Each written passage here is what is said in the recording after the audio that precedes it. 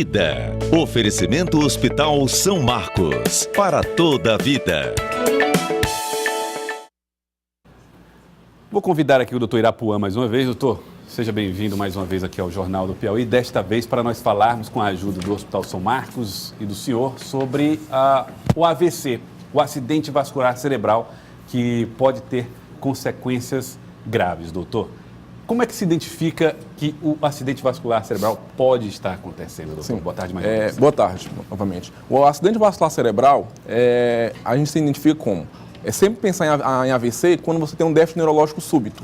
O que é isso? Um déficit neurológico de instalação aguda, que pode ser perda da visão, desvio da boca para um dos lados, incoordenação, fraqueza de um braço, de uma perna, diminuição da sensibilidade ou dormência de uma perna e um braço, a fala enrolada, dificuldade para se expressar. Então, todos esses sintomas neurológicos, quando acontece de forma aguda, né, o paciente está bem, em instantes, segundos, ele passa a apresentar esse quadro, você tem que pensar no acidente vascular cerebral. E aí quem é que tem essa missão maior, esse cuidado, tem que ter esse cuidado maior para observar se isso está acontecendo? O próprio paciente ou um acompanhante?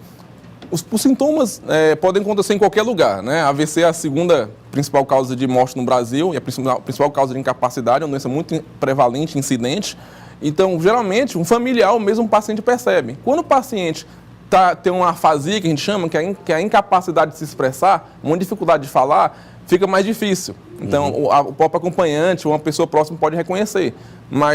Então, ou o próprio paciente, dependendo do sintoma, ou uma pessoa próxima. O paciente ele tem condições de perceber que está sofrendo um AVC ou ele perde imediatamente a sua capacidade de raciocínio? O paciente não perde capacidade de raciocínio, na maioria dos casos. Depende da região em que ocorre o AVC. O AVC, na maioria dos casos, é uma obstrução do fluxo de sangue de cérebro em uma artéria do cérebro. E aquela região, os neurônios morrem ou sofrem. Então, dependendo da região do AVC, você vai ter um sintoma diferente. O paciente pode só perder a força de um lado do corpo, ou ficar com o braço fraco, uma perna fraca, uma fala enrolada. Nesses casos, o paciente pode mesmo perceber. Em outros casos, em que o paciente tem uma dificuldade de compreensão, uma dificuldade de se expressão, que a gente chama de afasia, o nome técnico para isso, aí sim, nesses casos, o paciente não vai poder se expressar, dizendo que está passando mal, ou não vai entender bem. Aí, nesses casos, uma pessoa vai reconhecer que ele está estranho ou confuso e, nesses casos, tem que ser levado ao hospital. Há tratamento para quem sofre AVC? Sim, existe tratamento. Existe há bastante tempo o tratamento. Apesar de muitas pessoas desconhecerem, existe um tratamento desde 1995. Existem duas modalidades, dois tipos de tratamento para o AVC. O primeiro tipo é a terapia trombolítica. O que é isso? É uma medicação feita na veia do paciente que faz com que dissolva o coágulo, que entope a artéria.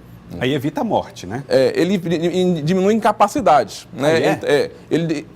Se você fizer essa medicação até 4 horas e meia, que é o tempo que a gente tem para fazer, você aumenta em 30% a chance do paciente de sair andando. Sem sequelas? Sem sequela, com sequelas pequenas. Entendi. Então, ele reduz a incapacidade. Esse é um tipo de tratamento que pode ser feito até 4 horas e meia dos sintomas. Daí a necessidade de perceber logo se há um quadro de AVC. Com certeza. Tem outro tratamento mais recente, que é a terapia endovascular. O que é isso? Através de um cateterismo, né, você coloca um catéter na artéria de um paciente, vai até o cérebro e pesca o trombo. Você pressa o coágulo que está entupindo a artéria. Esse tratamento pode ser feito até 6 horas, na maioria dos casos, e em alguns casos pode passar desse período. E também reduz... Esse tratamento reduz mortalidade e diminui e aumenta a chance do paciente sair sem sequelas. E quanto à prevenção, como é que eu posso prevenir o AVC? A prevenção do AVC se dá principalmente através do controle dos fatores de risco cardiovasculares, como hipertensão, controlar diabetes, controlar a dislipidemia, que é o colesterol alto, atividade física regular. Se o paciente tiver alguma arritmia, por exemplo, tratar aquela arritmia ou usar anticoagulante. Então, dieta adequada, perda de peso, cessação do tabagismo, né? Tudo isso, né, são medidas para controlar os fatores de risco que podem causar AVC. O principal é a hipertensão. Predisposição genética é uma coisa que deve preocupar as pessoas? Sim, predisposição genética. Tem algumas doenças genéticas que podem causar AVC, né, que são as trombofilias.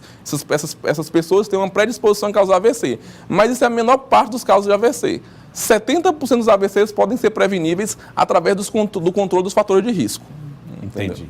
Doutor, eu queria muito agradecer a sua presença aqui no nosso Jornal do Piauí. Muito obrigado pelas informações que trouxe para nós. Obrigado. As de urgência em relação ao presidente Michel Temer e também estas em relação ao acidente vascular cerebral. Muito obrigado ao senhor e ao Hospital São Marcos também por colaborar conosco no Quadro Vida. Muito obrigado, doutor Irapuã.